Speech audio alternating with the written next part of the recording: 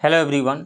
BPSC ने अभी तक 67th री एग्ज़ाम का डेट घोषित नहीं किया है। लोगों के द्वारा कयास लगाया जा रहा है कि अब ये एग्ज़ाम अगस्त में नहीं होगा, बाद में कभी होगा। जब भी एग्ज़ाम हो आप अपने आप को तैयार रखिए। आप अपने पूरे सिलेबस को मल्टीपल रिवीजन करते रहिए, क्वेश्चंस की प्रैक्टिस करते रहिए।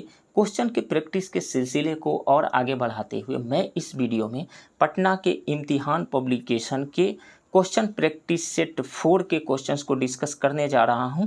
आप इस वीडियो को लाइक कीजिए, शेयर कीजिए और प्लीज़ इस चैनल को सब्सक्राइब कीजिए, क्योंकि जब आप वीडियो को लाइक करते हैं, चैनल को सब्सक्राइब करते हैं, तो ये मेरे लिए सबसे बड़ा मोटिवेशन होता है, ये मेरे लिए सबसे बड़ा एसेट होता है। तो चलिए शुरू करते हैं। प्रैक्टिस सेट 4 का क्वेश्चन 1। किस रेलवे स्टेशन का नाम आदिवासी प्रतीक तांत्या भील के नाम पर रखा गया है? तो पताल पानी का नाम रखा गया है। राइट ऑप्शन ए है। पताल पानी रेलवे स्टेशन का नाम आदिवासी आइकन तात्या भील के नाम पर रखा गया है। तात्या भील महान क्रांतिकारी और भारत के रॉबिन हुड के रूप में जाने जाते थे। नेक्स्ट, टोक्यो ओलंपिक 2020 में किस देश के खिलाड़ी ने पहला स्वर्ण पदक जीता? तो चीन की खिलाड़ी ने जीता। राइट ऑप्शन बी है। टोक्यो ओलंपिक 2020 में यांग कियान ने अपना स्वर्ण पदक जीता। यांग ने महिलाओं की 10 मीटर राइफल प्रतियोगिता में यह पदक जीता। यांग जो है वो चीन की रहने वाली हैं। नेक्स्ट, भारत के प्रथम बहुआयामी निर्धनता सूचकांक के संदर्भ में निम्नलिखित कथनों पर विचार करें। नीति आयोग द्वारा सूचकांक जारी किया गया। सही है। बिहार भारत का सबसे गरीब राज्य है, जहां हर दो में से एक परिवार बहुआयामी गरीब है। यह सही है। तीसरा, केरल में सबसे कम गरीबी दर्ज की गई। ये भी सही है। तो 1 2 3 राइट ऑप्शन डी है। नेक्स्ट, पायलट प्रोजेक्ट के तौर पर भारत का पहला अनाज एटीएम यानी ग्रेन एटीएम निम्न में से कहाँ स्थापित किया गया है? तो हरियाणा के गुरुग्राम में स्थापित किया गया है। राइट ऑप्शन ए है। नेक्स्ट, भारत का कौन सा राज्य पूर्णतः कागज रहित ई कैबिनेट प्रणाली लागू करने वाला पहला राज्य बन गया है? तो हिमाचल प्रदेश बन गया है। राइट ऑप्शन डी है। नेक्स्ट, सैयद मुश्ताक अली ट्रॉफी 2021-22 को किस टीम ने जीता? तो तमिलनाडु की टीम ने जीता। किसको हरा करके? कर्नाटक की टीम को 4 विकेट से हरा करके। राइट ऑप्शन डी है। नेक्स्ट, जम्मू कश्मीर आधिकारिक भाषा अधिनियम 2020 के अनुसार निम्न में से कौन जम्मू कश्मीर के आधिकारिक भाषाएं हैं? तो कश्मीरी, डोगरी, उर्दू, हिंदी और अंग्रेजी है। राइट ऑप्शन डी है। जम्मू कश्मीर भाषा अधिनियम 2020, जिसकी अनुमति राष्ट्रपति ने 26 सितंबर 2020 को दी थी, के अनुसार जम्मू कश्मीर के आधिकारिक भाषाएं कश्मीरी, उर्दू, हिंदी, डोगरी एवं अंग्रेजी है। कश्मीरी बोलने वालों की संख्या जम्मू कश्मीर में लगभग 53% है। कश्मीरी के बाद डोगरी बोलने वालों की संख्या है। नेक्स्ट, बिहार आर्थिक सर्वेक्षण 2021-22 को विधानसभा में किसके द्वारा पेश किया गया था? तो तारकिशोर प्रसाद के द्वारा पेश किया गया था। राइट ऑप्शन बी है। नेक्स्ट, संयुक्त राष्ट्र महासभा के 75वें सत्र के दौरान संयुक्त राष्ट्र सुरक्षा परिषद के लिए चुने गए 5 नए अस्थायी सदस्य कौन कौन हैं? तो वो है अल्बानिया, घाना, गैबन, संयुक्त अरब अमीरात और ब्राज़ील। ये 5 है। राइट ऑप्शन डी है। जून 2021 के संयुक्त राष्ट्र महासभा के 75वें सत्र के दौरान संयुक्त राष्ट्र सुरक्षा परिषद के लिए अल्बानिया, घाना, गैबन, संयुक्त अरब अमीरात और ब्राज़ील को अस्थायी सदस्य के रूप में चुना गया। संयुक्त राष्ट्र सुरक्षा परिषद में 5 अस्थायी सदस्यों के साथ 10 अस्थायी सदस्य होते हैं। अल्बानिया अस्थायी सदस्य के रूप में पहली बार चुना गया है। अस्थायी सदस्य के रूप में हैं कौन कौन से देश? अमेरिका, ब्रिटेन, फ्रांस, चीन और रूस। अस्थायी सदस्यों का कार्यकाल 2 वर्ष का होता है और प्रत्येक वर्ष 5 अस्थायी सदस्य बदल जाते हैं। नेक्स्ट, बिहार आर्थिक सर्वेक्षण 2021-22 के अनुसार बिहार में कृषि क्षेत्र में वृद्धि कितनी दर्ज की गई? तो 3.9% दर्ज की गई है। राइट ऑप्शन कोई नहीं इसमें से, more than E, none of the above, E हो जाएगा यहाँ पे। बिहार की विकास दर कितनी रही? 2.5% रही। और देश की विकास दर कितनी रही थी? 7.25% रही थी। नेक्स्ट, वर्तमान में राष्ट्रीय मानवाधिकार आयोग के अध्यक्ष निम्न में से कौन हैं? तो यह है Arun Kumar Mishra. Right option C है। नेक्स्ट, 44वां शतरंज ओलंपियाड किस देश में आयोजित किया जाएगा? भारत में किया जाएगा। राइट ऑप्शन डी है। नेक्स्ट, आज़ादी, फ्रीडम, फॉसिज्म, फिक्शन नामक निबंध संग्रह निम्न में से किसकी रचना है? अरुंधति राय का रचना है। राइट ऑप्शन सी है। नेक्स्ट, किस देश ने दुनिया का पहला बिटकॉइन सिटी बनाने की घोषणा की है? तो इक्वाडोर ने की है, राइट ऑप्शन सी है। मध्य अमेरिकी देश अल सल्वाडोर ने El Salvador, right option B है। मध्य अमेरिकी देश अल सल्वाडोर ने दुनिया के पहले बिटकॉइन सिटी बनाने की घोषणा की है। इस सिटी में बिटकॉइन को बॉन्ड द्वारा वित्त पोषित किया जाएगा। बिटकॉइन को आधिकारिक करेंसी की मान्यता देने वाला पहला देश अल सल्वाडोर है। नेक्स्ट, लिग्नाइट कोयले का सर्वाधिक संचित भंडार किस राज्य में है? तमिलनाडु में है, राइट ऑप्शन सी है। लिग्नाइट कोयले के संचित भंडार तथा उत्पादन दोनों में तमिलनाडु शीर्ष पर है। कोयले के कुल संचित भंडार तथा प्रमाणित भंडार की दृष्टि से झारखंड प्रथम स्थान पर है, लेकिन उत्पादन में छत्तीसगढ़ पहले स्थान पर है। नेक्स्ट, बालिका पंचायत शुरू करने वाला भारत का पहला राज्य कौन है? गुजरात है, राइट ऑप्शन सी है। राज्य में बालिका शक्ति को मजबूत करने के उद्देश्य से बालिका पंचायत की शुरुआत की गई है। इस पंचायत का प्रबंधन 11 से 21 आयु वर्ग के लोग करेंगे। नेक्स्ट, लैमिटिये संयुक्त सैन्याभ्यास 2022 में भारत के साथ किस देश ने हिस्सा लिया? तो सेशल्स ने लिया, राइट ऑप्शन डी है। नेक्स्ट, अंतर्राष्ट्रीय मुद्रा कोष ने कैलेंडर 2022 के लिए वैश्विक विकास दर का अनुमान को 4.4% से घटाकर कितना कर दिया है? 3.6% कर दिया है, राइट ऑप्शन ए है। नेक्स्ट, बिहार का एकमात्र तितली उद्यान किस जिले में है? पटना जिले में है। यह किलकारी भवन में है, राइट ऑप्शन सी है। नेक्स्ट, अखिल भारतीय ऋण एवं निवेश सर्वेक्षण रिपोर्ट में बिहार को किस स्थान पर रखा गया है? तो ऊपर से तीसरे स्थान पर रखा गया है, राइट ऑप्शन ए है। नेक्स्ट, बिहार सरकार द्वारा किस ग्राम को बिहार के पंचायतों में विकास का मॉडल बनाने के लिए चुना गया है? तो वो गांव है जहानाबाद का धनरई, राइट ऑप्शन डी है। नेक्स्ट, केंद्र सरकार ने अभियान हर घर दस्तक की शुरुआत की, किसके लिए शुरुआत की? तो कोविड टीकाकरण के लिए, राइट ऑप्शन बी है। नेक्स्ट, नीति आयोग द्वारा जारी एसडीजी भारत सूचकांक 2020-21 में किस राज्य को सर्वोच्च स्थान प्राप्त हुआ? केरल को सर्वोच्च स्थान प्राप्त हुआ था, राइट ऑप्शन सी है। नीति आयोग के एसडीजी भारत सूचकांक 2020-21 में केरल को 75 अंकों के साथ प्रथम स्थान प्राप्त हुआ है। 74 अंकों के साथ हिमाचल प्रदेश और तमिलनाडु संयुक्त रूप से दूसरे स्थान पर रहे। इस सूचकांक में बिहार का प्रदर्शन सबसे खराब रहा। नेक्स्ट, सूर्य किरण का 15वां संस्करण सैन्य अभ्यास भारत और नेपाल ने किस स्थान पर किया? तो वो उत्तराखंड के पिथौरागढ़ स्थान पे हुआ था, राइट ऑप्शन बी है। नेक्स्ट, योजना और राज्य या संघ शासित क्षेत्र की सूची को सुमेलित कीजिए। आत्मनिर्भर कृषि योजना कहाँ शुरू की गई है? अरुणाचल में शुरू की गई है, सही है। आकाश से दवा परियोजना कहाँ शुरू की गई है? तेलंगाना में। लाडली लक्ष्मी योजना कहाँ शुरू की गई है? मध्य प्रदेश में। यंग टैब योजना कहाँ शुरू की गई है? लद्दाख में। तो 1 का ए, बी का 2, ए का 1, बी का 2, सी का 3 एंड डी का 4। तो ये ए ऑप्शन यहाँ पे सही है। 1 का ए, बी का 2, सी का 3 एंड डी का 4। नेक्स्ट, केंद्रीय महिला एवं बाल विकास मंत्रालय ने किस माह को पोषण माह के रूप में मनाने की घोषणा की है? सितंबर माह को, राइट ऑप्शन सी है। नेक्स्ट, व्यक्तिगत उपयोग के लिए भांग की सीमित खेती और रखने की अनुमति देने वाला पहला यूरोपीय देश कौन सा बना है? वो माल्टा बना है, राइट ऑप्शन बी है। नेक्स्ट, 24 अप्रैल 2022 से 3 मई 2022 के मध्य खेलो इंडिया यूनिवर्सिटी गेम्स 2021 का दूसरा संस्करण का आयोजन कहाँ किया गया? तो बेंगलुरु में किया गया, राइट ऑप्शन बी है। 24 अप्रैल 2022 से 3 मई 2022 के खेलो इंडिया यूनिवर्सिटी गेम्स 2021 के दूसरे संस्करण का आयोजन जैन विश्वविद्यालय बेंगलुरु कर्नाटक में किया गया। दूसरे संस्करण में पदक तालिका में शीर्ष 3 विश्वविद्यालय हैं: जैन विश्वविद्यालय Bengaluru, lovely professional university Punjab, Punjab विश्वविद्यालय तीसरे। नेक्स्ट, ट्रांसजेंडर व्यक्तियों के लिए नौकरियों में 1% आरक्षण की व्यवस्था किस राज्य में की गई है? कर्नाटक में की गई है, राइट ऑप्शन बी है। नेक्स्ट, किस यंत्र के द्वारा ध्वनि की तीव्रता को मापा जाता है? तो ऑडियोमीटर के द्वारा मापा जाता है, राइट ऑप्शन ए है। एनीमोमीटर से वायु की गति की माप की जाती है। क्रोनोमीटर एक टाइमिंग डिवाइस है जो समुद्री यात्रा में अक्षांश एवं समय के लिए प्रयुक्त होता है। ऑडियोफोन एक यंत्र है जिसे सुनने के लिए प्रयोग में लाया जाता है। नेक्स्ट, लघु पथन जिसको शॉर्ट सर्किट कहा जाता है के दौरान परिपथ में धारा पर क्या प्रभाव पड़ता है? तो सर्किट में करंट सडन इंक्रीज कर जाता है, और जब करंट इंक्रीज कर जाता है तो हीट का जो फार्मूला होता है heat generated I² R × T। तो आई का वैल्यू सडन इंक्रीज कर जाने से हीट बहुत ही ज़्यादा इंक्रीज हो जाता है, जिस कारण से घरों में आग लग जाते हैं। ऐसा न्यूज़ सुनने को मिलते रहता है। सो राइट ऑप्शन कौन सा हो जाएगा? अत्यधिक बढ़ जाती है, राइट ऑप्शन बी। नेक्स्ट, भारहीनता की स्थिति में एक मोमबत्ती की ज्वाला का आकार हो जाता है, कैसा हो जाता है? गोल हो जाता है, राइट ऑप्शन ए है।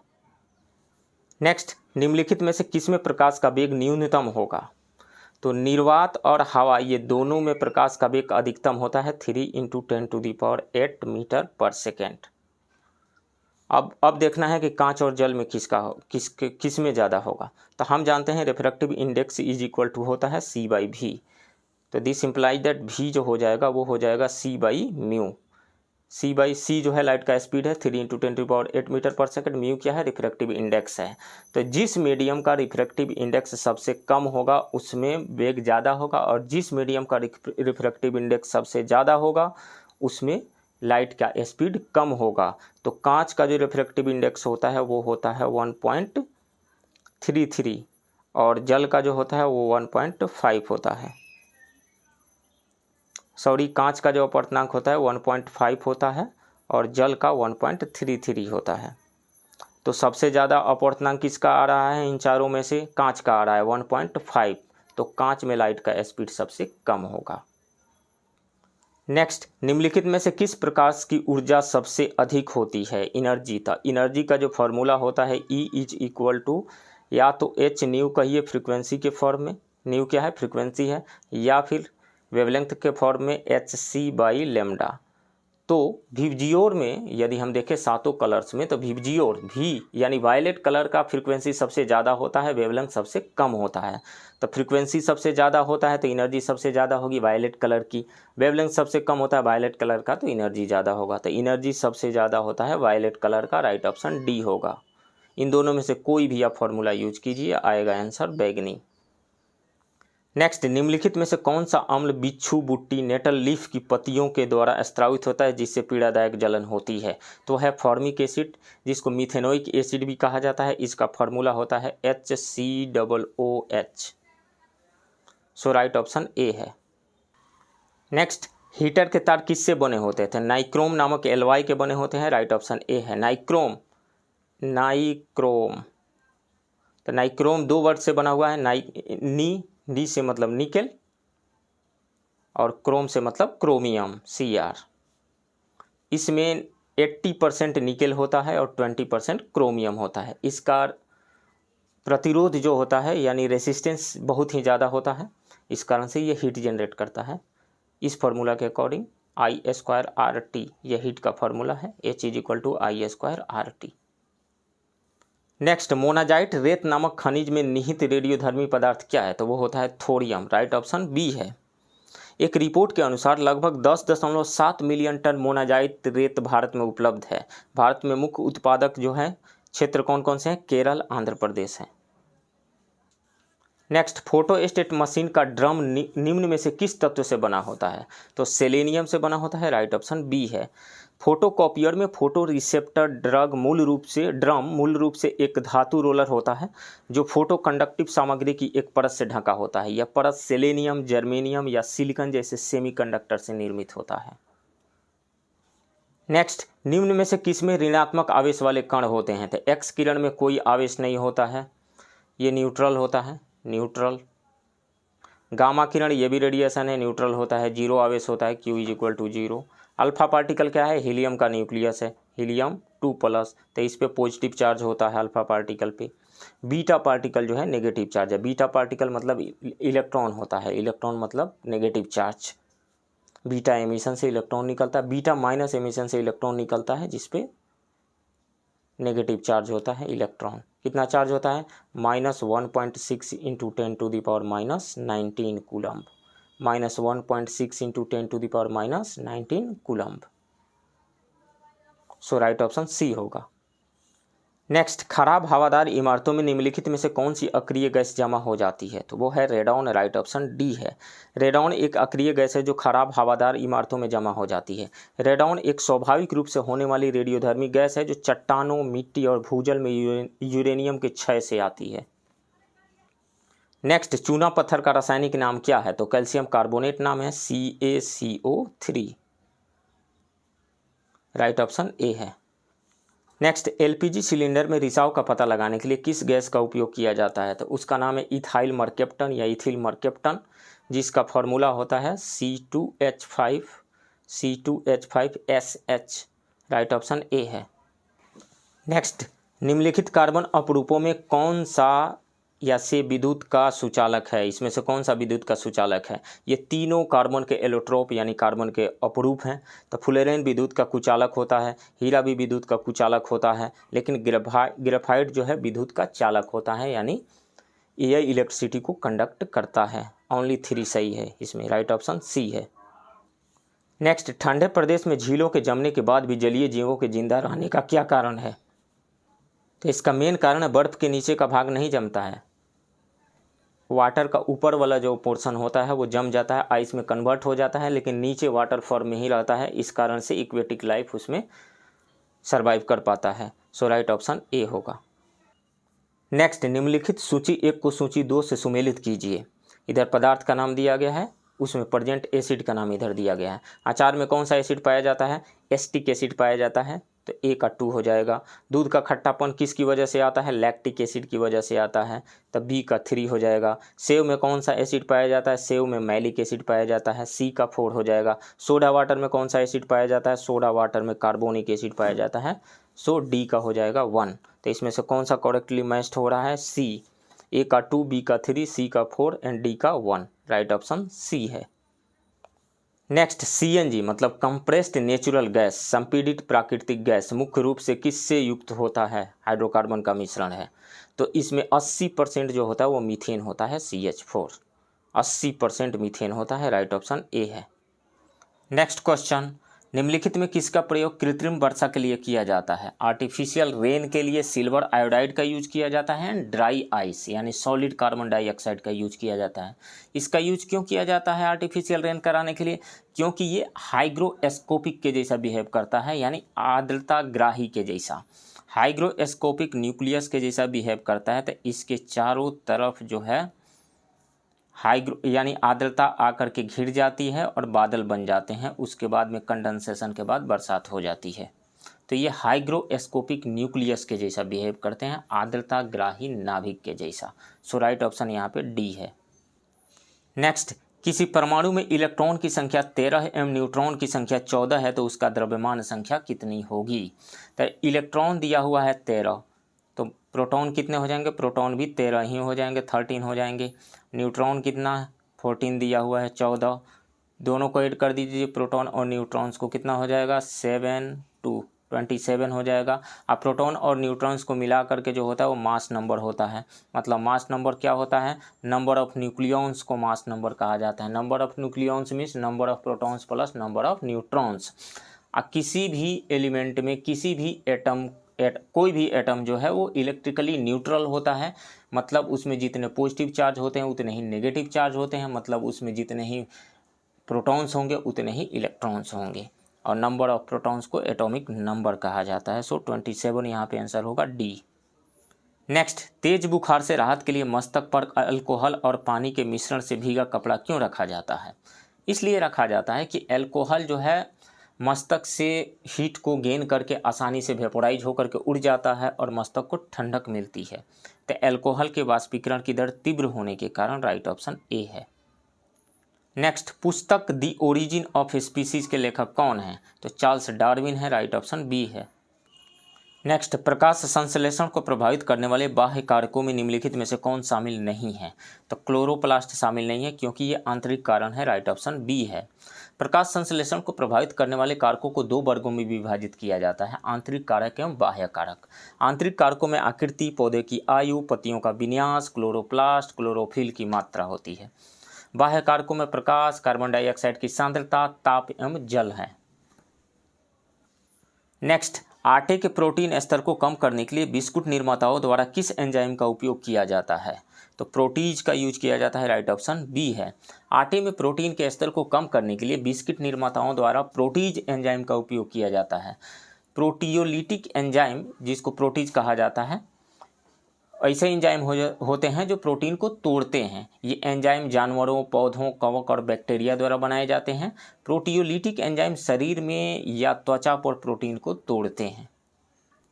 नेक्स्ट, वैसे पौधे जो शुष्क जलवायु में विशेषतः होते हैं उसको कहा जाता है जेरोफाइट। राइट ऑप्शन बी है। एग्जाम्पल्स हैं cactus, euphorbia, aloe vera, capparis, Opuntia.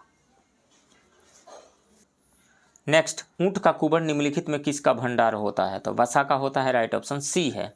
ऊंट के कुबड़ में वसा का भंडार होता है। जब भोजन और पानी की कमी होती है तो वहीं वसा विघटित होकर ऊर्जा एवं पानी में परिवर्तित हो जाता है। इस कारण से रेगिस्तान में ऊंट लंबे समय तक बिना भोजन पानी के भी जिंदा रह पाता है। नेक्स्ट, पशुओं के कृत्रिम गर्भाधान हेतु वीर्यों को निम्नलिखित में से किस में सुरक्षित रखा जाता है? तो लिक्विड नाइट्रोजन में सुरक्षित रखा जाता है। राइट ऑप्शन ए है।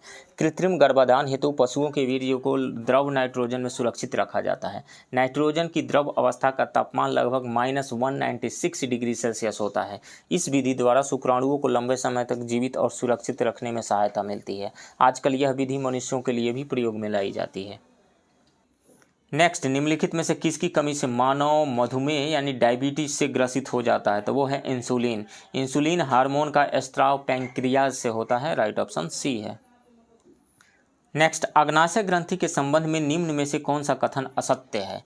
यह अंतःस्त्रावी एवं बहिःस्त्रावी दोनों ग्रंथि की तरह कार्य करता है। यह सही है। ये बहिःस्त्रावी भाग से क्षारीय अग्नाशयी स्त्राव निकलता है जिसमें एंजाइम होते हैं। ये सही है। बहिःस्त्रावी भाग से अम्लीय अग्नाशय स्त्राव निकलता है जिसमें एंजाइम होते नहीं, ये गलत है। इसके जगह पर ये हो जाएगा बहिःस्त्रावी भाग से क्षारीय अग्नाशय स्त्राव निकलता है जिसमें एंजाइम होते हैं। अग्नाशय के अंतःस्त्रावी भाग से इंसुलिन नामक हार्मोन का स्त्राव होता है। ये सही है। तो गलत कौन सा है? गलत सी वाला है। राइट ऑप्शन सी होगा।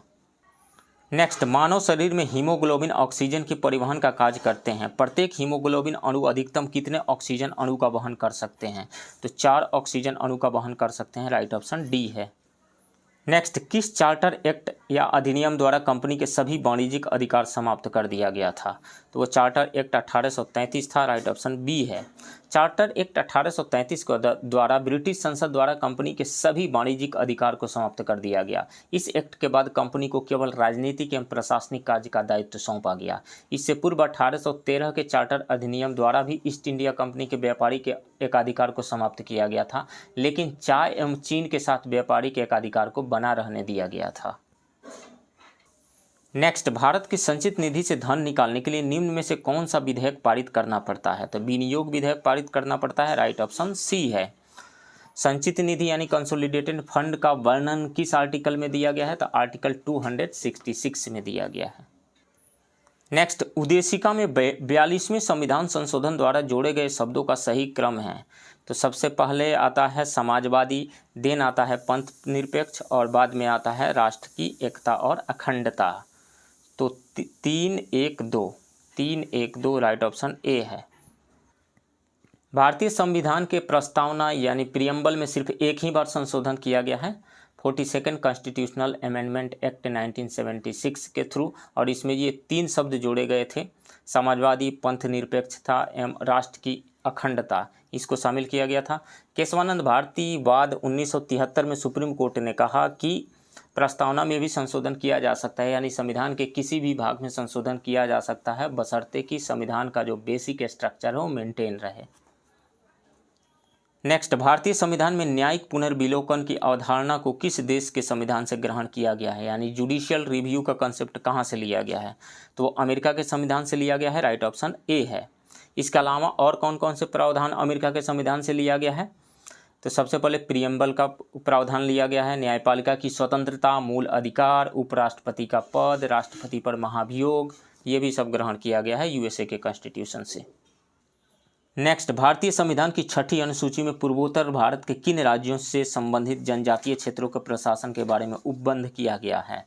तो वो है AMTM यानी Assam, Meghalaya, Tripura and Mizoram. Assam, Meghalaya, Tripura and Mizoram, AMTM। Right option कौन सा आ रहा है? Assam, Tripura, Mizoram, Meghalaya. Right option B है। नेक्स्ट, भारतीय संविधान की किस अनुसूची का संबंध भाषा से है? तो 8वीं अनुसूची का संबंध भाषा से है। इसमें 22 भाषाएं दी गई है। राइट ऑप्शन सी है। नेक्स्ट, निम्न में से किस समिति या आयोग ने भाषाई आधार पर राज्यों के पुनर्गठन की अनुशंसा की थी? तो फजल अली आयोग ने, राइट ऑप्शन सी है। थोड़ा सा और इसको एक्सप्लेन करते हैं। स्वतंत्रता के बाद भारत के राज्यों के पुनर्गठन के लिए विभिन्न आयोग या समितियों का गठन किया गया। संविधान सभा द्वारा नवंबर 1947 में न्यायमूर्ति एस.के. धर की अध्यक्षता में भाषाई आयोग का गठन किया गया। धर आयोग ने 1948 में अपनी रिपोर्ट प्रस्तुत की। रिपोर्ट में कहा गया कि राज्यों का पुनर्गठन केवल भाषा के आधार पर नहीं किया जाना चाहिए। JVP यानी जवाहरलाल नेहरू वल्लभ भाई पटेल पटाभी सीतारमैया समिति ने भी भाषा के आधार पर राज्यों के गठन को अस्वीकार कर दिया था। 22 दिसंबर 1953 को केंद्रीय मंत्रिमंडल द्वारा फजल अली की अध्यक्षता में एक आयोग गठित किया गया। फजल अली आयोग ने 30 दिसंबर 1955 को सरकार को रिपोर्ट सौंपी, जिसमें पंजाब तथा बम्बई को छोड़कर अन्य राज्यों का पुनर्गठन भाषा के आधार पर करने की अनुशंसा कर दी गई। आयोग ने 16 राज्यों एवं 3 केंद्र शासित प्रदेशों की स्थापना की सिफारिश की थी। आयोग की सिफारिशों को सरकार के द्वारा वर्ष 1956 में स्वीकार कर लिया गया। नेक्स्ट, भारतीय संविधान में उल्लेखित कौन से मौलिक अधिकार नागरिकों के साथ विदेशियों को भी प्राप्त है? तो सबसे पहले जानते हैं कि कौन सिर्फ नागरिकों को प्राप्त है, कौन सा आर्टिकल, कौन सा अधिकार। तो आर्टिकल 15, 16, 19, 29 एंड 30 के तहत प्राप्त मौलिक अधिकार केवल भारतीय नागरिकों को ही प्राप्त है। कौन कौन से आर्टिकल? आर्टिकल 15, 15, 16, 19, 29 तथा 30 के तहत प्राप्त मौलिक अधिकार केवल भारतीय नागरिकों को ही प्राप्त है। इसके अलावा जो बचते हैं मौलिक अधिकार वो भारतीय नागरिकों के साथ साथ विदेशियों को भी प्राप्त है। वो कौन कौन से आर्टिकल के अंतर्गत आने वाले अधिकार हैं?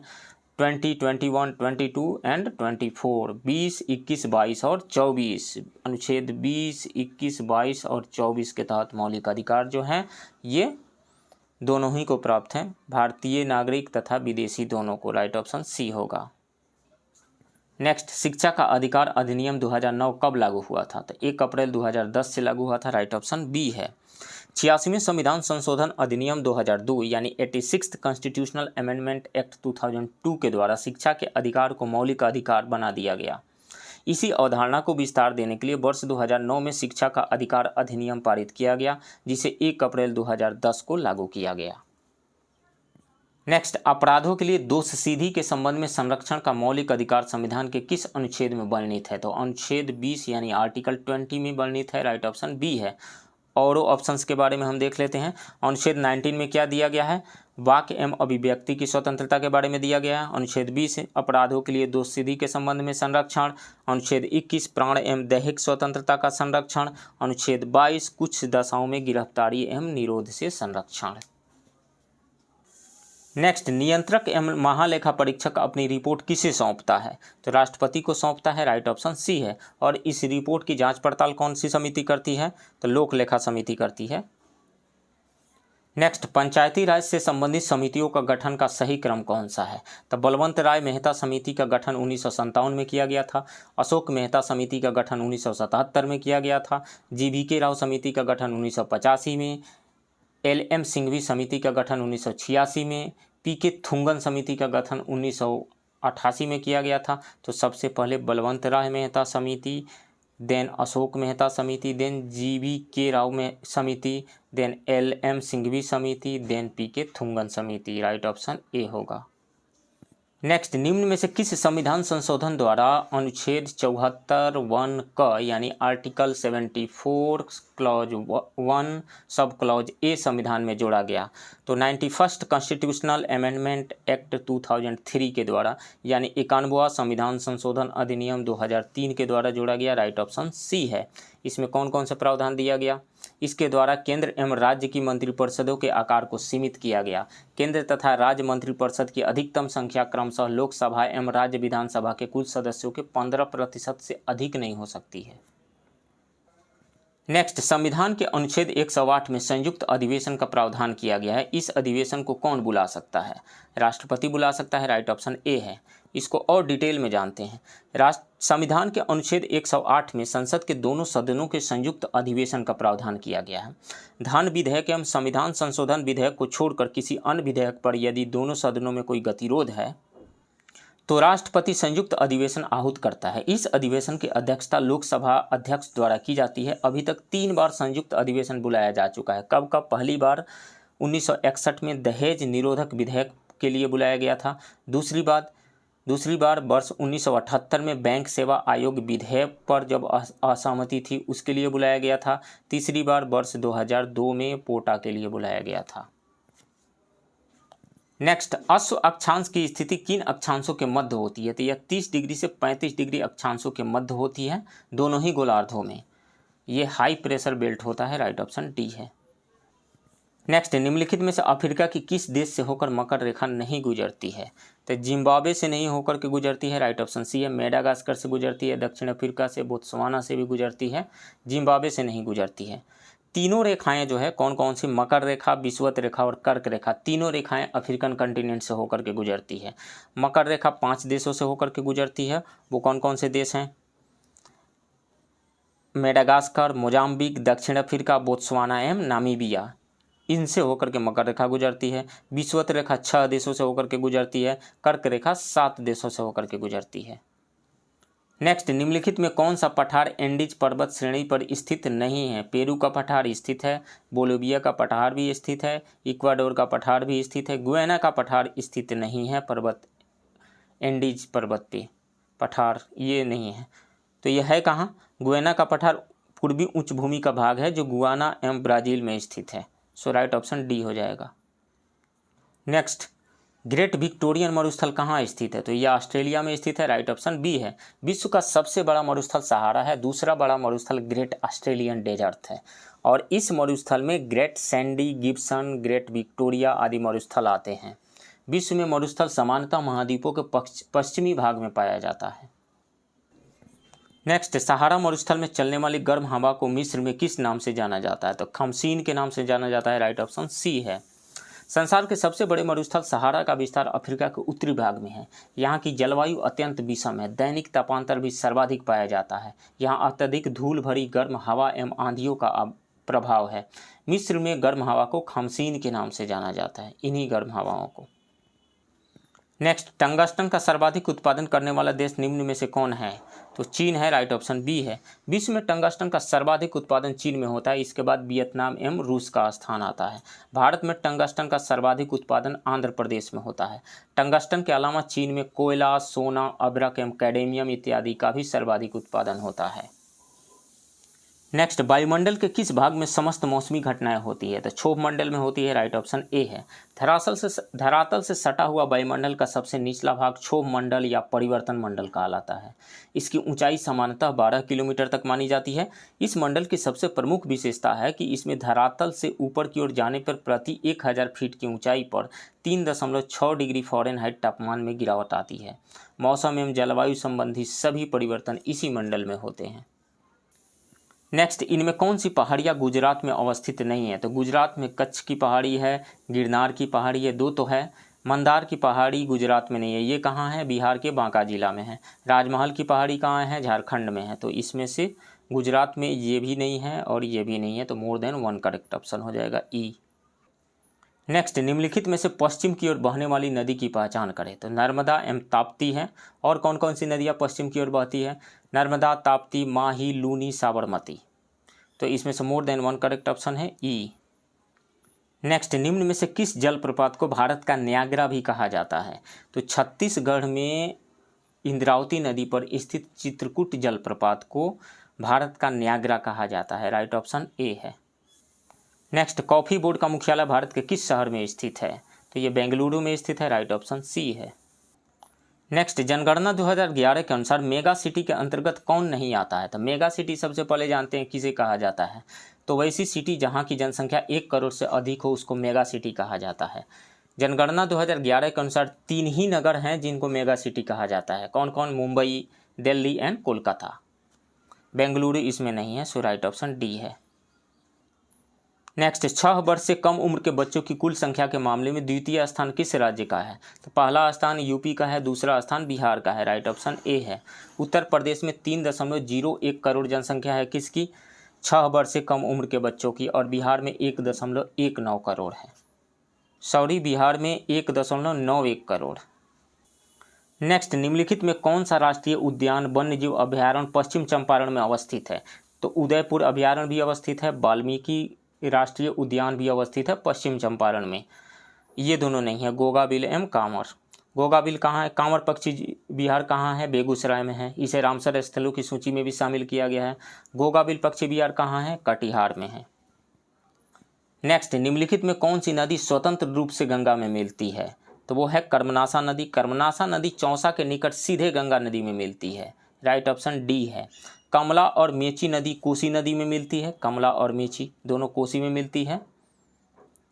मोहाने एवं निरंजना नदी मिलकर फल्गु नदी बनाती है। नेक्स्ट क्वेश्चन, बिहार के सबसे पूर्वी एवं पश्चिमी जिला कौन कौन सा है? तो सबसे पूर्वी जिला किशनगंज है और सबसे पश्चिमी जिला कैमूर है। राइट ऑप्शन ए होगा। सबसे उत्तरी जिला कौन सा है? पश्चिम चंपारण। सबसे दक्षिणी जिला गया। नेक्स्ट, अभ्रक का उत्पादन बिहार के किस जिले में नहीं होता है? तो कैमूर में नहीं होता है। राइट ऑप्शन बी होगा। बिहार के गया, नवादा, मुंगेर, जमुई अभ्रक के उत्पादक क्षेत्र हैं। पिछले दशक में विश्व का 70% अभ्रक उत्पादन भारत में होता था, परंतु वर्तमान में चीन सर्वाधिक उत्पादन करता है। भारत में वर्तमान में सर्वाधिक अभ्रक का उत्पादन आंध्र प्रदेश में होता है। बिहार झारखंड का गया कोडरमा घाटी अभ्रक उत्पादन का प्रमुख क्षेत्र है। नेक्स्ट, सबसे अधिक जनसंख्या वाले बिहार के 3 जिले कौन कौन से हैं? तो सबसे ज़्यादा पटना की जनसंख्या है, उसके बाद पूर्वी चंपारण, उसके बाद मुजफ्फरपुर। राइट ऑप्शन सी है। और सबसे कम जनसंख्या किस जिला की है? शेखपुरा की है। नेक्स्ट, बिहार के किस जिले में बाल लिंग अनुपात सर्वाधिक पाया जाता है? बाल लिंग अनुपात के मामले में किशनगंज सबसे आगे है। ओवरऑल लिंग अनुपात की बात करें तो गोपालगंज का सबसे ज़्यादा है। बिहार का लिंग अनुपात ओवरऑल कितना है? 918 है। और बाल लिंग अनुपात कितना है? 935 है। ये सभी प्रश्न बीपीएससी में पूछे गए हैं। नेक्स्ट, पशु गणना के बारे में निम्नलिखित कथनों पर विचार करें। यह 1920 से प्रत्येक 5 वर्ष पर आयोजित होता है। ये सही है। इसमें सभी पालतू पशुओं की गणना की जाती है। ये भी सही है। यह केंद्रीय सांख्यिकी और कार्यक्रम कार्यान्वयन मंत्रालय द्वारा संचालित किया जाता है। नहीं, यह मत्स्य संसाधन, पशुपालन और डेयरी मंत्रालय द्वारा सभी राज्य सरकारों एवं केंद्र शासित प्रदेशों के प्रशासन के साथ मिलकर आयोजित किया जाता है। तो 3 तो गलत है, 3 गलत है, तो ये खत्म, 2 बचा, 1 और 2 सही है। राइट ऑप्शन बी है। नेक्स्ट, राष्ट्रीय परिवार स्वास्थ्य सर्वेक्षण 5 के अनुसार 2019 से 21 में भारत में कुल प्रजनन दर TFR टोटल फर्टिलिटी रेट कितनी दर्ज की गई है? तो 2 दर्ज की गई है। राइट ऑप्शन सी है।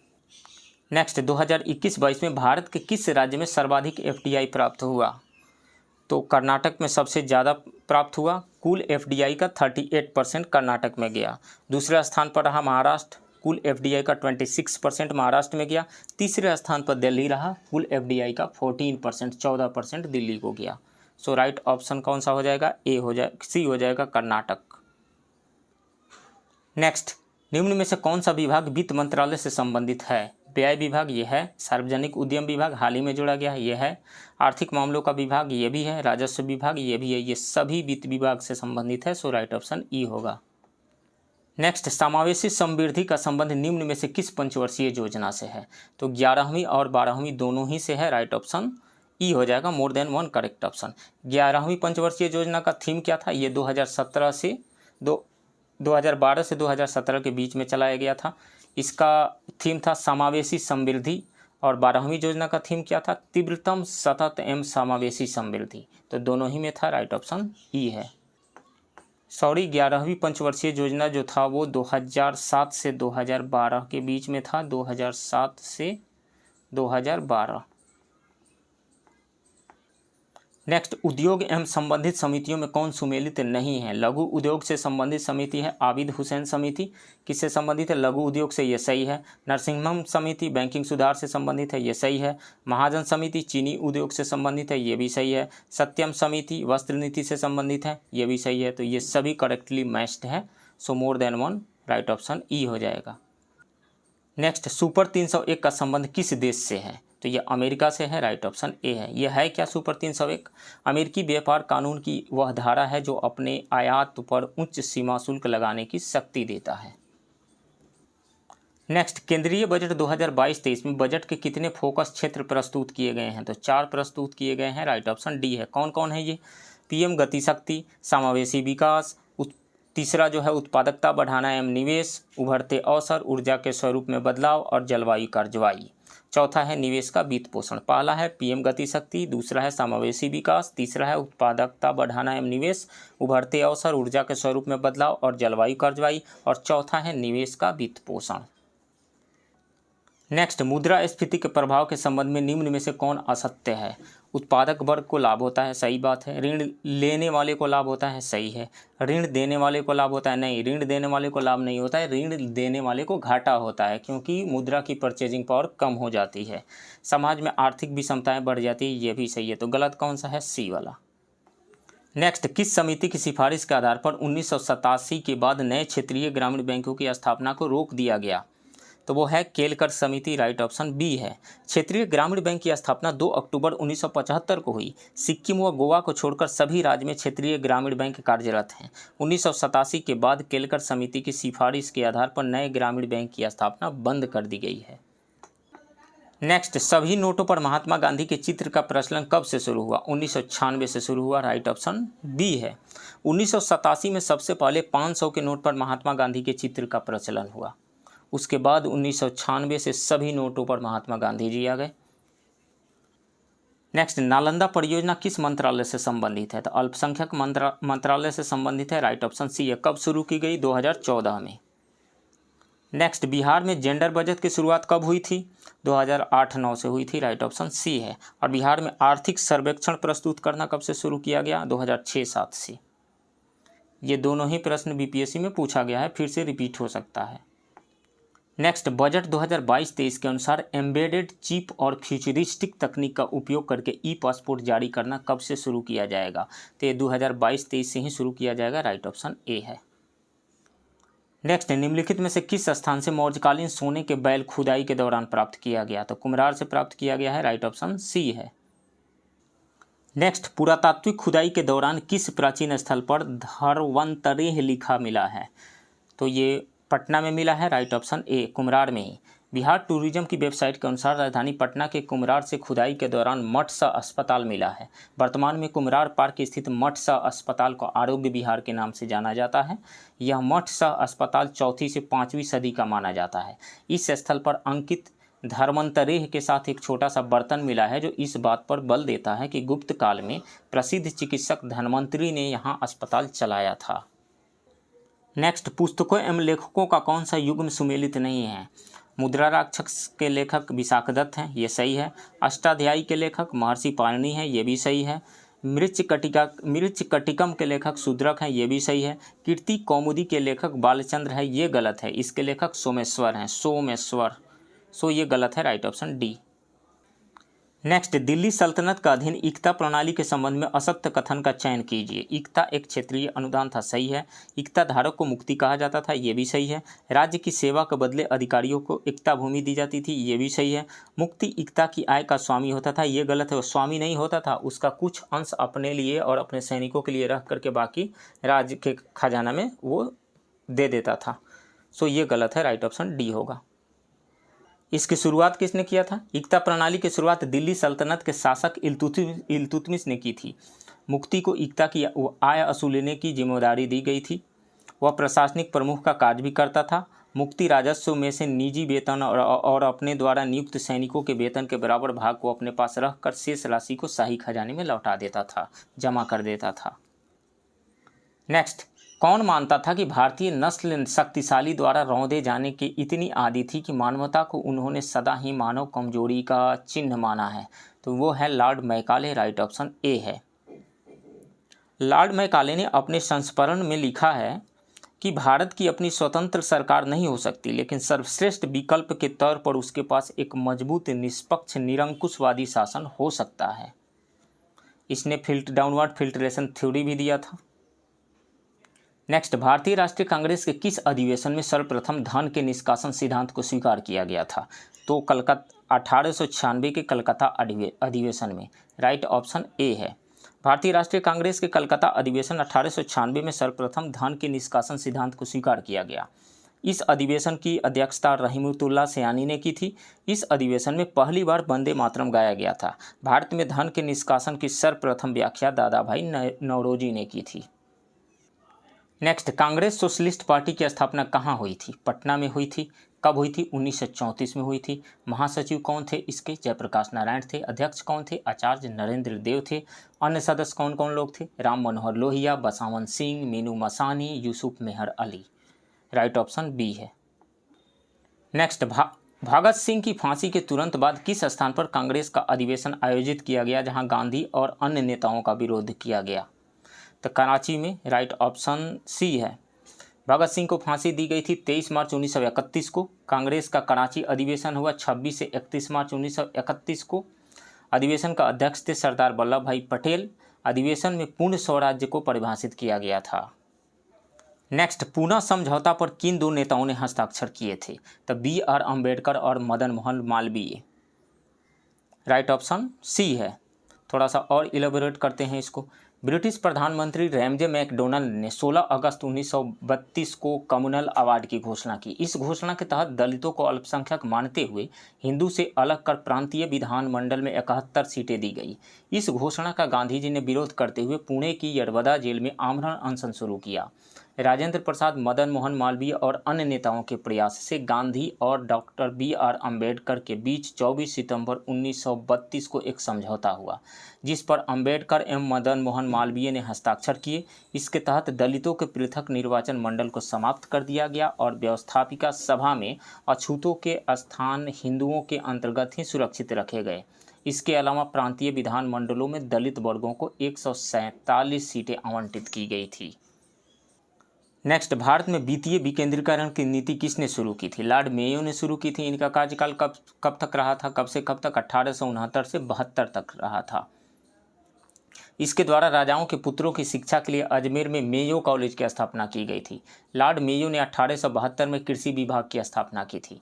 1872 ईस्वी में ही अंडमान में एक अफगान कैदी ने लॉर्ड मेयो की चाकू मारकर हत्या कर दी थी। सो राइट ऑप्शन ए होगा, Lord Mayo. Next, Michael O Dwyer की हत्या कब और कहाँ हुई थी? तो लंदन में 1940 में हुई थी। किन के द्वारा हुई थी? सरदार उधम सिंह के द्वारा। राइट ऑप्शन डी है। नेक्स्ट, मुस्लिम लीग का मुख्यालय निम्न में से किस स्थान पर था? लखनऊ में था। राइट ऑप्शन सी है। थोड़ा सा और जानते हैं इसके बारे में। मुस्लिम लीग की स्थापना ढाका में वर्ष 1906 में हुई थी। संस्थापक कौन थे? ढाका के नवाब सलीमुल्लाह खान थे। प्रथम अध्यक्ष कौन थे? आगा खां थे। 1908 का अमृतसर अधिवेशन में मुसलमानों के लिए पृथक निर्वाचन मंडल की मांग की गई थी। मुस्लिम लीग में मोहम्मद अली जिन्ना कब शामिल हुए? 1913 में शामिल हुए थे। नेक्स्ट, वर्ष 1905 में बंगाल का विभाजन किन दो प्रांतों के रूप में किया गया था? तो पश्चिम बंगाल एवं पूर्वी बंगाल के रूप में किया गया था। राइट ऑप्शन सी है। और थोड़ा जानते हैं इसके बारे में। बंगाल विभाजन की घोषणा कब हुई थी? 20 जुलाई 1905 को हुई थी। प्रभावी कब हुआ था? 16 अक्टूबर 1905 से प्रभावी हुआ था। ये दोनों प्रश्न BPSC में पूछा गया है, दोनों फैक्ट। इस दिन शोक दिवस मनाया गया। विभाजन के समय भारत का वायसराय लॉर्ड कर्जन था। विभाजन के बाद पूर्वी बंगाल का क्षेत्र, पूर्वी बंगाल वर्तमान बांग्लादेश एवं असम का सिलचर क्षेत्र था। नए प्रांत कौन सा बना? पूर्वी बंगाल की राजधानी ढाका। विभाजन के बाद पश्चिम बंगाल का क्षेत्र पश्चिम बंगाल, बिहार एवं उड़ीसा बना। बंगाल विभाजन की प्रतिक्रिया के रूप में स्वदेशी आंदोलन की शुरुआत हुई थी। नेक्स्ट, मौर्य काल में प्राच्य या पूर्वी प्रदेश की राजधानी निम्नलिखित में से कहाँ थी? तो पाटलिपुत्रा थी। राइट ऑप्शन बी है। और प्राच्य या पूर्वी प्रदेश की राजधानी पाटलिपुत्रा थी। उत्तरापथ की राजधानी तक्षशिला थी। कलिंग की राजधानी तोसली थी। अवंती की राजधानी उज्जैनी थी। दक्षिणापथ की राजधानी स्वर्णगिरी थी। नेक्स्ट, प्रथम जैन संगीति की अध्यक्षता किसने की थी? स्थूलभद्र ने की थी। राइट ऑप्शन ये है। और ये प्रथम जैन संगीति का आयोजन कहाँ पे हुआ था? पाटलिपुत्रा में हुआ था। जैन धर्म का विभाजन हो गया श्वेतांबर एवं दिगंबर में। श्वेतांबर कौन कहलाए? स्थूलभद्र के अनुयायी जो श्वेत वस्त्र पहनते थे वो श्वेतांबर कहलाए। दिगंबर कौन कहलाए? नग्न रहने वाले भद्रबाहु के अनुयायी दिगंबर कहलाए। नेक्स्ट क्वेश्चन, चंद्रगुप्त द्वितीय विक्रमादित्य के नवरत्नों में कौन एक शामिल नहीं था? तो हरिसेन शामिल नहीं था। राइट ऑप्शन डी है। हरिसेन जो थे वो गुप्त शासक समुद्रगुप्त के दरबारी कवि थे। नवरत्नों में शामिल जो थे कालिदास, धन्वंतरी, बराहमिहिर और लोग थे उसमें शंकु, शपड़क, भरूची, बेताल भट्ट, हटकरपर, अमर सिंह। ये 9 लोग नवरत्नों में शामिल थे, हरिसेन नहीं थे। नेक्स्ट, प्रथम संगम की अध्यक्षता निम्न में से किसने की थी? अगस्त ऋषि ने की थी। राइट ऑप्शन बी है। प्रथम संगम का स्थान कहाँ है? कहाँ हुआ था? मदुरई में हुआ था। द्वितीय संगम कहाँ हुआ था? कपाटपुरम में हुआ था। द्वितीय संगम के अध्यक्ष कौन थे? अगस्त ऋषि एवं तोल्कापियर थे। तृतीय संगम कहाँ हुआ था? मदुरई में हुआ था। तृतीय संगम के अध्यक्ष कौन थे? नकीरर थे। नेक्स्ट, पुराणों का अध्ययन करने वाला प्रथम मुस्लिम कौन था? अल-बरूनी था। राइट ऑप्शन डी है। अल-बरूनी इतिहासकार के साथ साथ खगोल विज्ञान, भूगोल, तर्कशास्त्र, औषधि विज्ञान, गणित तथा धर्म का ज्ञाता था। अल-बरूनी 11वीं सदी में महमूद गजनवी के साथ भारत आया था। अल-बरूनी की प्रसिद्ध रचना है तहकीक-ए-हिंद। नेक्स्ट, बाजार नियंत्रण की नीति के लिए प्रसिद्ध दिल्ली सल्तनत का सुल्तान कौन है? तो वह है Alauddin Khilji. Right option C है। अलाउद्दीन खिलजी भूमि की पैमाइश, कर, लगान वसूल करने वाला प्रथम सुल्तान है। अलाउद्दीन ने चराई, घर एवं झोपड़ी पर भी कर लगाया। अलाउद्दीन के काल में भू राजस्व की दर 50% थी। अलाउद्दीन ने दीवान मुस्तखराज विभाग की स्थापना की थी। नेक्स्ट, किस सिख गुरु को गुरुमुखी लिपि का जनक माना जाता है? तो गुरु अंगद को माना जाता है। राइट ऑप्शन ए है। नेक्स्ट, हुमायूंनामा की रचना किसने की थी? तो गुलबदन बेगम ने की थी। राइट ऑप्शन बी है। हुमायूंनामा में बाबर एवं हुमायूं का इतिहास है। हुमायूंनामा की रचना अकबर के सलाह पर की गई थी। अकबरनामा की रचना किसने की थी? अबुल फजल ने की थी। शाहजहांनामा की रचना किसने की थी? इनायत खान ने की थी। नेक्स्ट, दक्कन के वायसराय का खिताब प्राप्त हुआ था, किनको हुआ था? निजाम उल मुल्क आसफ जाह को हुआ था। निजाम उल मुल्क Asaf Jah. Right option D है। निजाम उल मुल्क आसफ जाह ने 1724 ईस्वी में हैदराबाद राज्य की स्थापना की थी। औरंगजेब के बाद के नवाबों में उसका महत्वपूर्ण स्थान था। सैयद बंधुओं को गद्दी से हटाने में उसकी महत्वपूर्ण भूमिका रही। वह 1722 से 1724 तक मुगल साम्राज्य का वजीर भी था। नेक्स्ट, पुर्तगालियों द्वारा चार्ल्स द्वितीय को दहेज में दिया गया द्वीप निम्नलिखित में से कौन सा था? बम्बई था। राइट ऑप्शन सी है। वर्ष 1662 में इंग्लैंड के सम्राट चार्ल्स द्वितीय ने एक पुर्तगाली राजकुमारी कैथरीन से शादी की। शादी में दहेज के रूप में पुर्तगालियों ने बम्बई द्वीप को ब्रिटिश सम्राट को सौंप दिया। यूरोपीय कंपनियों में सबसे पहले पुर्तगाली ही भारत आए थे। केप ऑफ गुड होप के रास्ते भारत आने वाला प्रथम यूरोपीय वास्को डी गामा पुर्तगाली ही था। नेक्स्ट, इस युद्ध ने अंग्रेजों को बंगाल, बिहार और उड़ीसा का निर्विवाद शासक बना दिया और अवध भी इसकी दया का मोहताज हो गया। किस युद्ध के बारे में कहा गया है यह? तो 1764 में हुए बक्सर के युद्ध के बारे में कहा गया है ये। राइट ऑप्शन बी है। इस युद्ध में मुगल बादशाह शाह आलम द्वितीय, अवध के नवाब शुजाउद्दौला और मीर कासिम की संयुक्त सेना को हेक्टर मुनरो के नेतृत्व में ब्रिटिश सेना ने पराजित कर दिया था। इस युद्ध के पश्चात ईस्ट इंडिया कंपनी ने शाह आलम द्वितीय से बंगाल, बिहार और उड़ीसा की दीवानी प्राप्त कर ली थी। नेक्स्ट, लॉर्ड वेलेस्ली की सहायक संधि के तहत हस्ताक्षर करने वाले राज्यों की सेना की स्थिति क्या होती थी? तो उसे भंग कर दी जाती थी। राइट ऑप्शन ए है। लॉर्ड वेलेस्ली, जिसका कार्यकाल 1798 से 1805 तक रहा, ने भारत में सहायक संधि की शुरुआत की। इस संधि को स्वीकार करने वाले राज्यों की सेना भंग कर दी जाती थी। राज्य में ब्रिटिश सेना रखी जाती थी, जिसका खर्च राज्यों को वहन करना होता था। इसके साथ ही राज्यों की बाहरी मामलों में प्रभुता समाप्त हो जाती थी। सबसे पहले सहायक संधि को 1798 में हैदराबाद के निजाम ने स्वीकार किया था। नेक्स्ट, इस एक्ट से ईस्ट इंडिया कंपनी के सभी ऋण भारत सरकार ने अपने ऊपर ले लिए। अब भारत सरकार को कंपनी के शेयर होल्डरों को उनकी पूंजी पर 10.5% लाभांश भी देना होता था। ये कौन सा एक्ट था? तो 1833 के चार्टर एक्ट था। राइट ऑप्शन डी है। 1833 के चार्टर एक्ट से चाय और चीन के साथ ईस्ट इंडिया कंपनी के व्यापार का एकाधिकार समाप्त हो गया था।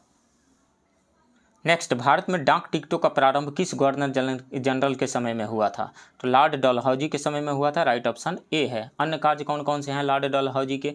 1853 में रेल सेवा प्रारंभ हुआ, इन्हीं के कार्यकाल में। 1853 में कलकत्ता एवं आगरा के मध्य प्रथम तार सेवा की शुरुआत भी इन्हीं के कार्यकाल में हुई। 1853 में पेशवा के पेंशन की समाप्ति कर दी गई। 1856 में विधवा पुनर्विवाह अधिनियम लागू किया गया, पारित किया गया, इन्हीं के कार्यकाल में। हड़प की नीति का जन्मदाता भी डलहौजी ही थे, डॉक्ट्रिन ऑफ लैप्स के जन्मदाता।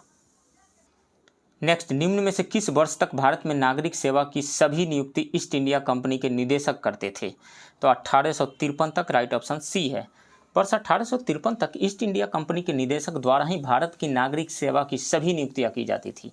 ब्रिटिश संसद द्वारा चार्टर एक्ट 1853 के माध्यम से यह व्यवस्था की गई कि अब नागरिक सेवा में सारे प्रवेश प्रतियोगी परीक्षाओं के द्वारा किए जाएंगे। इस समय भारत में लॉर्ड डलहौजी गवर्नर जनरल था। भारतीय नागरिक सेवा यानी इंडियन सिविल सर्विस को इस बात का चौखट कहा जाता था। नेक्स्ट, 19वीं सदी के पूर्वार्ध में सामाजिक एवं सांस्कृतिक जागरण के मुख्य नेता या आधुनिक भारत का प्रथम नेता कहा जाता है, किनको कहा जाता है? तो राजा राम मोहन राय को कहा जाता है। राइट ऑप्शन डी है। राजा राम मोहन राय को भारतीय पुनर्जागरण का जनक और आधुनिक भारत का निर्माता कहा जाता है। उन्होंने वर्ष 1809 में एकेश्वरवादियों को उपहार नामक पुस्तक की रचना की। 1814 में उन्होंने कलकत्ता में आत्मीय सभा की स्थापना की और मूर्ति पूजा, जाति प्रथा की कठोरता आदि कुरीतियों का विरोध किया। उन्होंने 1828 में ब्रह्म समाज की स्थापना की। राजा राम मोहन राय के प्रयासों से भारत में सती प्रथा का अंत 1829 ईस्वी में लॉर्ड विलियम बेंटिक द्वारा किया गया था। नेक्स्ट, किस मध्यकालीन शासक ने मुंगेर को बिहार एवं बंगाल की सीमा रेखा निर्धारित की थी? तो इब्राहिम लोदी ने की थी। राइट ऑप्शन डी है। 15वीं शताब्दी में जौनपुर के सरकी एवं बंगाल के हुसैनशाही शासकों के बीच बिहार पर एकाधिकार के लिए लंबा संघर्ष चला। आगे चलकर जौनपुर पर दिल्ली का अधिकार हो जाने के बाद दिल्ली एवं बंगाल के मध्य संघर्ष चला। अंततः दिल्ली सल्तनत के आखिरी सुल्तान इब्राहिम लोदी ने 1504 ईस्वी के आसपास बंगाल के साथ संधि कर मुंगेर के क्षेत्र को बंगाल एवं बिहार की सीमा रेखा के रूप में निर्धारित किया गया।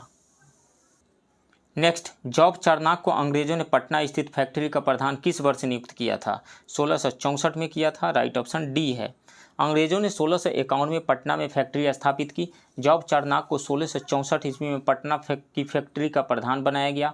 वह इस पद पर 1680-81 तक रहा। बिहार के सूबेदार शाइस्ता खां द्वारा 3.5% कर लगा देने से जॉब चारनाक क्षुब्ध हो गया था। हालैंड के व्यापारियों ने 1632 ईस्वी में पटना में फैक्ट्री स्थापित की थी।